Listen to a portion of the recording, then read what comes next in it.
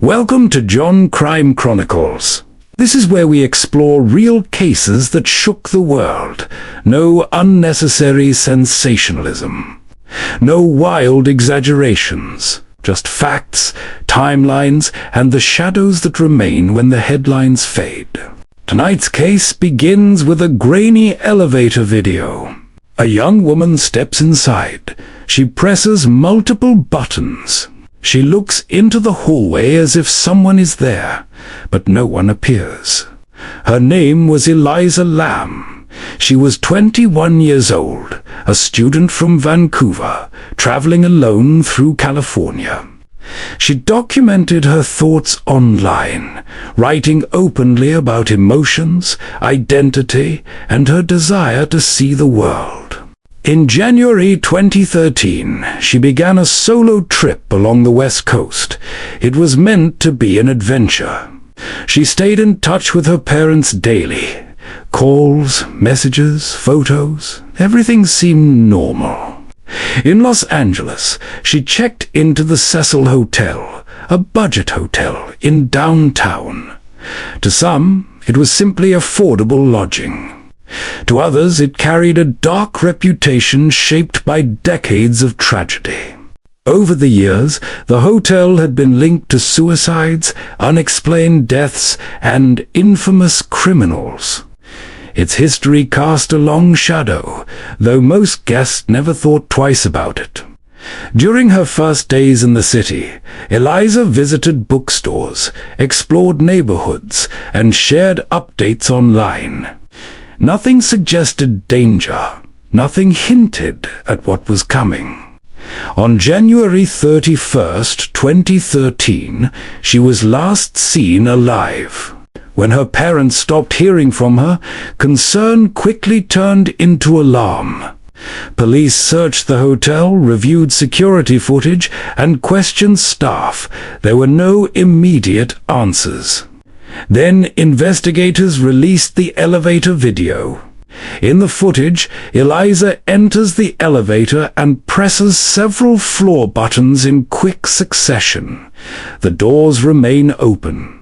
She steps out, presses herself against the wall, and peers into the hallway. Her movements appear tense, almost erratic. At one point, she makes unusual hand gestures, as if speaking to someone just out of sight. Then she walks out of frame. That is the last recorded image of her alive. The video spread rapidly online. Millions watched and rewatched it, analyzing every second. Some believed she was being followed. Others claimed someone was hiding just beyond the camera's angle. Days turned into weeks. The search intensified, but there were no confirmed sightings, no ransom demands, no clear evidence of abduction. Then hotel guests began to complain. They reported low water pressure, a strange taste, an unusual smell. Maintenance staff were sent to inspect the rooftop water tanks.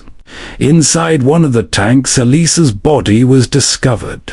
The question that stunned everyone was simple. How did she get there? Access to the roof was restricted. The tank lids were heavy. There were no clear signs of forced entry or physical assault. The autopsy found no evidence of trauma consistent with an attack. Toxicology reports indicated the presence of prescription medication, though questions arose about whether it had been taken consistently. Her family later confirmed that Elisa had been diagnosed with bipolar disorder. In severe episodes, perception and behavior can become profoundly altered. Authorities ultimately ruled her death an accidental drowning, likely connected to a psychological episode. For some, that explanation brought closure.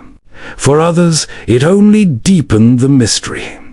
Why did the elevator doors remain open so long? Why did her behavior appear so fearful? How did she reach the rooftop without being clearly captured on other cameras? Experts later suggested the elevator doors stayed open because no valid floor selection had been completed. Others pointed out that portions of the footage appeared slowed, making her movements seem more dramatic than they were in real time. Still, doubt persisted. The case became a symbol of the internet age, a tragedy dissected frame by frame, where speculation traveled faster than evidence. Perhaps the truth is painfully simple.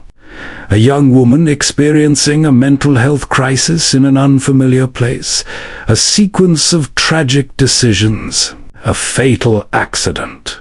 We don't rush to conclusions. We examine the facts, the context, and the unanswered questions. If you value careful analysis and real investigative storytelling, subscribe to Jhon Crime Chronicles. Leave your thoughts below. Accident or unresolved mystery?